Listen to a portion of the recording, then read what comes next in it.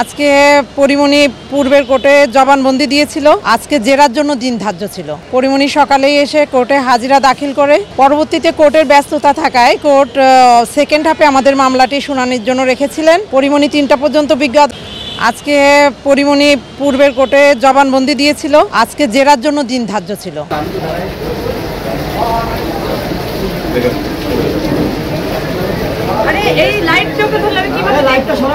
পরিমণি সকালেই এসে কোর্টে হাজিরা দাখিল করে পরবর্তীতে কোর্টের ব্যস্ততা থাকায় কোর্ট সেকেন্ড হাফে আমাদের মামলাটি শুনানির জন্য রেখেছিলেন। পরিমণি 3টা পর্যন্ত বিজ্ঞ আদালতে ছিলেন।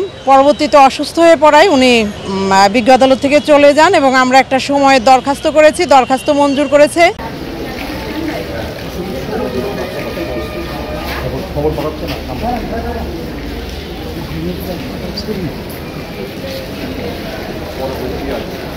আগামী 9/9/2025 তারিখে জেরার জন্য আবার দিন ধার্য আছে।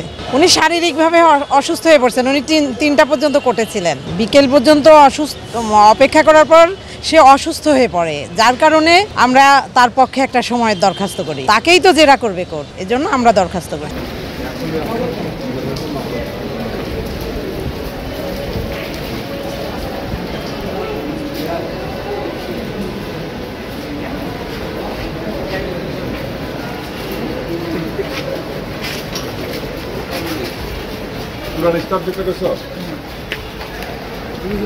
দেখি ব্রাদার আমি